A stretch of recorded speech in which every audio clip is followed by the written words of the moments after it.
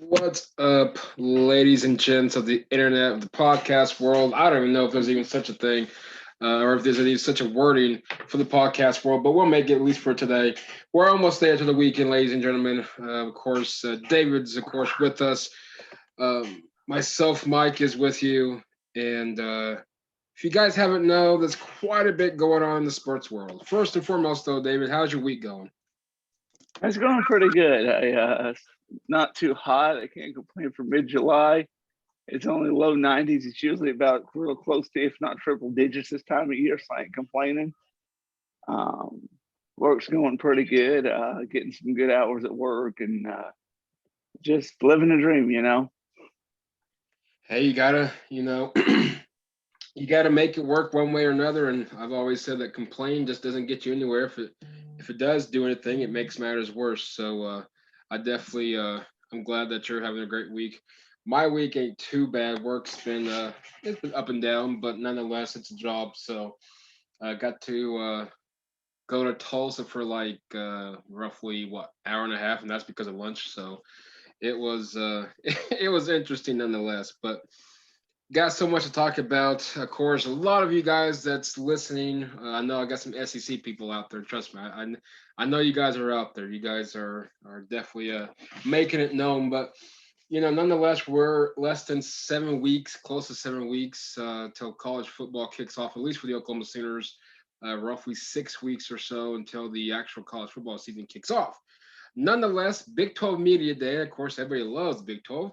At least I know I do because, of course, that's where the University of Oklahoma plays. However, you got your SEC people. I know who you are. That sits there and says that the Big 12 is not a Power 5 conference. Take it what you want to take it. I don't really care. Nonetheless, Big 12 Media Day kicked off Wednesday. 5 teams make an appearance in Arlington. Of course, Oklahoma, Iowa State were of course, the two of the two teams or the two of the few teams that made it. But nonetheless, my personal opinion, we'll have a strictly a college football show once we get closer. But my two favorites to be in the Big 12 championship game, of course, I wouldn't be surprised if they do expand the playoffs. I wouldn't be surprised, David, if these teams are back in the playoffs. I still think the Big 12 could easily get 2 teams in. But nonetheless, the Big 12 Media Day storylines, of course, took shape. A lot of coaches from half the Big 12 programs took questions, which I thought was interesting. Trying to a lot of questions, of course, what we talked about the new name, image, likeness thing that's popping up.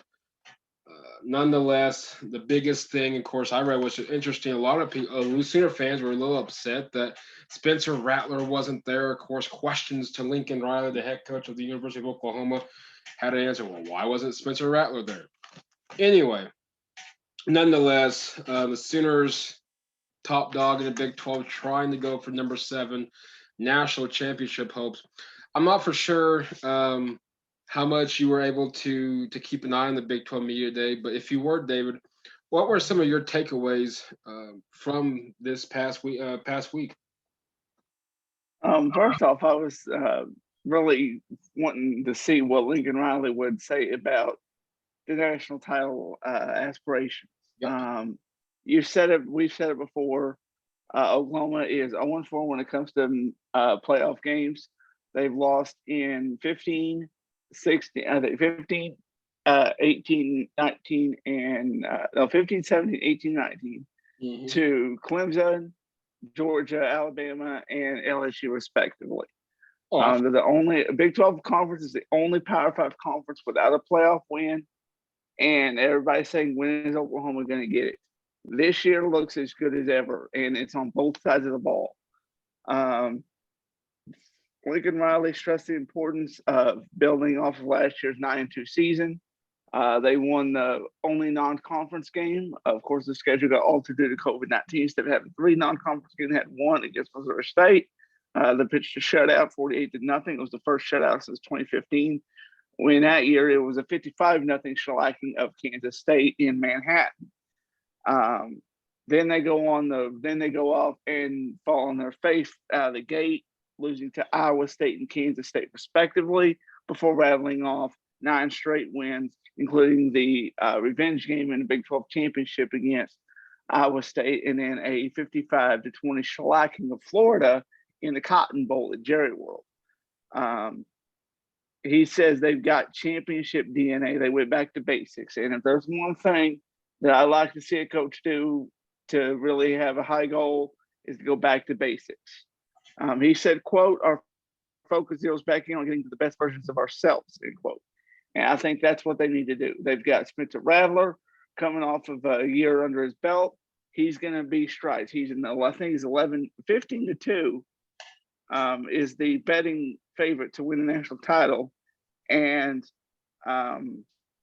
he's 11-2. Spencer Rattler is to win the Heisman. So Oklahoma's got the big aspirations. I think they can do it this year. Well, absolutely. I love how Coach Riley opened up his Q&A, I guess we would call it, his press conference or what have you. I thought it was interesting. I loved how he said that. I was going to put in layman's terms. Is pretty much he said it feels good to be back in his second home. So of course he had to take a jab. Just saying that, of course, beating Texas and Iowa State and TCU. I think since the Big 12 championship game's been back. And of course, manhandling Florida pretty easily in the Cotton Bowl, regardless of how many practices or who was playing. But regardless, they have great success in that building for the most part. Of course, I do know 2 games that didn't go the way, but that's been years previous, A&M and BYU. But nonetheless, no, I like Oklahoma. I think what they got on the table, and you nailed it, is both sides of the ball. We can finally say that OU has a defense, something that Oklahoma hasn't had in quite a while. And of course, I still think that's the key to the game, key to the success this year, especially. But obviously on the offensive line is a big part too. Of course, you look at Oklahoma; they're winners of the last 6 Big 12 championships, and you nailed it, David. Is right back to, like I told my dad yesterday, is when I went to go visit him for a bit, was that's great. We can talk national championship. I love to see OU win another one, but we got to get past the first round. We haven't had success in the semifinals, losing to Clemson in the Orange Bowl, losing to Georgia, of course, in the heartbreaker in the Rose Bowl, which I still ache that to this day, losing to Alabama back in the Orange Bowl, and then of course we all remember 2 years ago with LSU in the Peach Bowl. But you look at Oklahoma, you mentioned it, 15-2 in betting favorites, a team that started 1-2 first time in the late to mid 90s, that they've started 0-2 in the conference play, started 1-2 overall, and of course finishing off the season, winning another Big 12 championship, of course, then winning the Peach Bowl or the Cotton Bowl. But you look at Spencer Rattler, favorite to win the Heisman, or at least one of the favorites to win the Heisman. A lot of people think he could go early in the draft, leave early. I don't know if we'll see. I'll put it that way. We'll see. I ain't gonna say nothing yet on him, but we'll see what he does this year. I'm really impressed, David, with Matt Campbell, the head coach at Iowa State. This dude, they hired him from, I think, Toledo. I'm like, okay, well, here's another Big 12 team. They're just going to hire once again from the MAC, good 3-4 years. That's probably what you're going to get out of him. Matt Campbell, in my opinion, I know he just got done signing a long extension to be the head coach of Iowa State. But if I'm going to continue, contract extensions are great. But Iowa State's head coach, Matt Campbell, in my opinion, is still a hot commodity, especially in the college football world. During the offseason, he was rumored to go take the Detroit Lions gig, which I'm glad he did, and that would have been a disaster for him.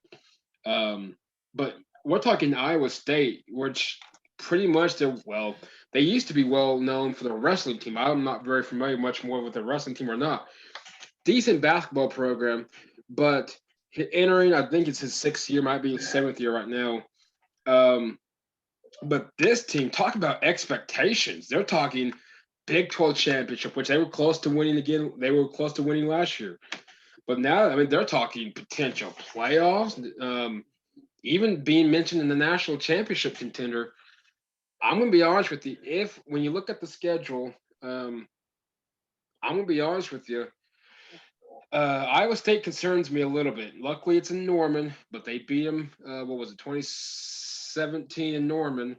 Um, that team, if OU was to lose one game, it could easily be to Iowa State. Matt Campbell's got Brock back at the quarterback position. The offense is pretty much solidified. Defense is all back. Everyone's back, and this team can make it be a huge threat to OU's potential dethroning of the Big 12.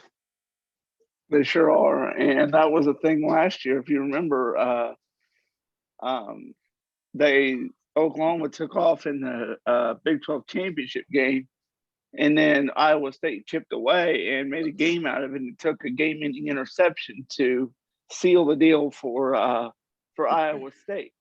And one thing that you said is Matt Campbell, his 6 year with the Cyclones, expectations had never been higher. They knocked off Oklahoma last year, nearly did it twice. Yep. Went to the um, went to the went to a bowl. I think they ended up winning a bowl. I can't remember what they ended up winning or Yeah, I losing their think bowl game. if I recall right, I think they won the Fiesta. Did they beat who they beat? Oh man, now I gotta Google this. I can't. I gotta Google it too because I can't remember who they beat. They won. It was a But play. It was one of those what I consider BCS games. Um, but go ahead. yeah, but he's just entering his stride. And had he taken the Detroit coaching job, it would have just been signing on for the Cyclones this year because they would have had to get a new coach, new offense, new coordinators, that kind of thing. But thankfully, Matt Campbell did do it. As much as I'd love to see a guy succeed at the next level, Matt Campbell belongs in Ames, and he has turned that program around. What was it, just for about 5 or 6 years ago? Iowa Yep. State was one of those pushover teams that teams used to get to the top of the Big 12. Now you can't overlook them. Oklahoma looked them twice in the last couple of years and paid the price for it in the regular season. And it was in fact the Fiesta Bowl that defeated Oregon 34-17. Yep. But no, I like Matt Campbell. This dude, he's a real deal. From what I read off the field, he's a real deal. On the field, of course, he's feisty as feisty can be. And I remember that was during the Big 12 championship game. He was definitely feisty. Of course, another topic I wrote down that they discussed was the name, image, likeness. Of course, a lot of mixed people. We talked about this last week. We'll see how this plays out. Right now, I think it could be a black, not really so much a black guy, but it could hurt the game. But a lot of coaches were offering support. Of course, Kansas State coach Chris Kilman, he calls it, practically summarizes a home run. Quoted from a resource of CBS Sports. I was looking up. He practically said it. It was a home run for the NIL gold mine, if you will. We'll see. I mean, again, right now, mixed feelings. I'm still not for it, but nonetheless, hey, we'll see how this plays out. I hope it doesn't hurt the game. It's going to be interesting to see what's going to transpire from this. Of course, 12-team playoff, Big 12 seemed to be with it. Of course, like Commissioner Bowlesby, he did say that it's going to give the Big 12 another open door for a non-champion to make the cut. Of course, Iowa State or OU potentially could fill that void.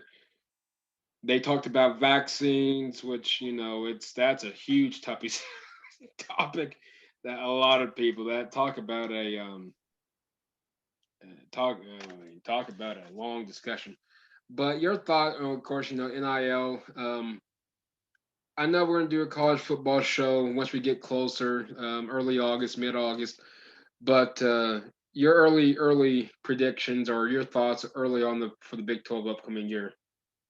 I think it's going to be a very competitive conference. And one thing I'm really looking forward to seeing is a truly competitive conference.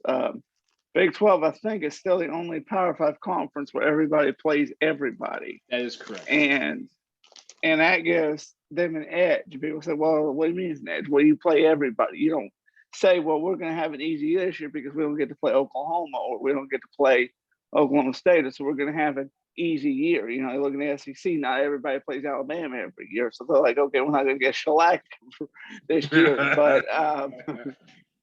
But Bob Bosley stressed the importance of vaccines, but he also said that he doesn't foresee any kind of postponements or cancellations that's going to be an issue, because most of the Big 12 rosters appear to be high enough vaccinations that there won't be any issues. I think there were a couple of games last year that got canceled because because of COVID, and hopefully that won't happen this year because there are some good games this year. And I hate to see one of them get tossed in the garbage can because a player tested positive, and they can't really do that. It seems to be that every year goes by that Mike Gundy's mullet gets more 70s. And I mean, this year I looked at a picture, I thought, whoa, are we in a time portal or what? Because I mean, I can hear the 70s calling with him. You know, I respect Mike Gundy. He's done a phenomenal job at Oklahoma State. Of course, hasn't really filled the shoes, in my opinion, from what Les Miles did at Oklahoma State, even though what he did wasn't that great. But I mean, he made it a consistent winning program. And he had, for the most part, pretty good success against Oklahoma. It's funny that you mentioned that. What is Mike Gundy's mullet? One of these days, I just hope a fan runs on the field. I don't care for what university. It won't happen. I don't condone. I don't condone streakers. I don't condone any of that. But it'll be cool. I'm gonna take a little jab. It'll be cool to see someone just have a pair of scissors or something quickly, and I don't know. I'm sure it's not possible, but somehow just snip that mullet. I just that mullet just needs to go. Well, actually, it did. I just realized that. I saw Mike Gundy's mullet was trending on social media, and I clicked on it. And it actually turns out he just cut it yesterday. Oh, did he really? It came out. Yeah, it came out today, and yeah, it's gone. It is gone the way of the dinosaur, and social media is not happy about it. They're saying that there's bad news. Gundy cut the mullet. Gundy cut his mullet from one of the Cowboys fans' Twitter accounts. Quote sobs, and then somebody said nobody wished that Beyonce gets more questions about their hair than Mike Gundy.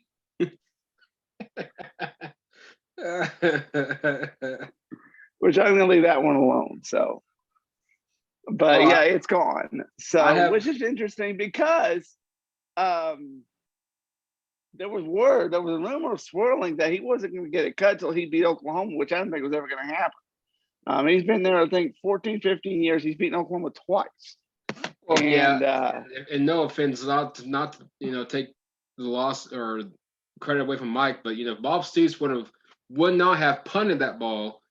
He would be, but regardless, his record sucks against Oklahoma. But carry on.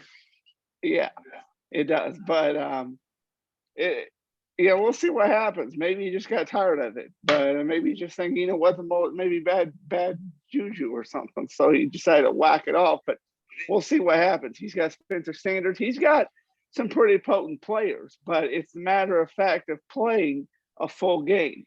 The games that Oklahoma State lost last year, and then I think it was against TCU in 2019. What I saw was that Oklahoma State just quit. They thought, well, the game's over, so we're just going to lay down and just take our lickings. They didn't play a full game. So we'll see what happens. They decide to actually play a full game this year when they're down and see if they can't mount a comeback. I have not been on Twitter today, but I just now looked it up. Yeah, he's not bad. He's got the if you zoom in real close, he's got the Donald Trump hair kind of going to the back. I mean, he has more hair than Donald Trump has, but nonetheless, the mullet's gone. Hey, I mean, you never know. Maybe it was bad juju, and maybe he personally thinks that might be the saving grace for his season. Of course, we'll talk a lot more come that show, but I still personally think that if I got nothing really personally against him. He's a Midwest City grad. But if he happens to lose to Oklahoma, which I'm going to be, yeah, I'll be biased, but I'm going to also be the truth. It's possible this year. I could easily see OU going up to Stillwater and taking care of business. OU, I should say. Um, if he can't be OU this year, I don't know how much more the booster club, the boosters are going to take and the alumni is going to handle this. But we'll Yeah, see. most definitely. And I mean, because these boosters are spending their hard-earned dollars to help, do things and pay things around the program, and they want to see results. Mm-hmm. And they're not going to sit there, pay their money, and say, "Hey, well, you know what? You've been to Oklahoma maybe next year." It's like, dude, you've been there 14 years. You beat them twice. Once Yep. was on a fluke, if you will, Oh because yeah. it was a 50-50 chance, and it just happened to go the Cowboys' way. As a matter of fact, Oklahoma should have won that football game. So he really should be 1-14, 1-13 against Oklahoma, not 2-12. And then not taking anything away from Mike Gundy, because there's a few of those games that are nail biters. You go to Yep. 2018 in Norman, it comes down to the final play of the game. Yep. If Mason Rudolph, I think it was Mason Rudolph, still the quarterback there, completes that 2-point conversion, Oklahoma State wins. Mm-hmm. Instead, it gets knocked down. You go to 2018 or 2017 rather in Stillwater, where Oklahoma State scores 52 points and loses. That doesn't happen in football. That's not supposed to happen. You don't score 52 points in a football game and lose that often. So there's been a couple of crazy games here or there, but the end result is he's 2-12 against the Sooners, and that needs to change if he's going to be keeping his job in there in Stillwater. Oh, absolutely. And I don't. What OSU does, that's between them. But I just don't see how you can continue to allow your team that you're trying to either be like or try and get surpassed the University of Oklahoma. But I don't know. I mean, if they don't go beat them again, which I mean, it's possible. It's OU's got the talent to beat them. I mean, OSU's not a bad squad, but Spencer Sanders will have to show off. But nonetheless, we'll see. Of course, like I said, we'll do a college football, and all you guys can definitely listen. Speaking of Big 12, before we finish, wrap this one segment up, did you see, David, what the Big 12 came out with today? And it's really, I can guarantee it's directed towards the OU and Texas game. The taunting, that if there's a team that taunts, you're going to be penalized. Now, on the contrary, that if OU, for example, let's just say Spencer Rattler scores, he'll be penalized if he does it in front of a Texas player. However, if he does it in front of Bevo or in front of the obnoxious fan base that's on that end of the end zone with the cowboy hats, then he's not going to be. I don't know. I don't know where the boundaries are. Second of all, this is college football. We've already potentially could have ruined it with this NIL thing. Let's have some fun and just enjoy um, what they got going on.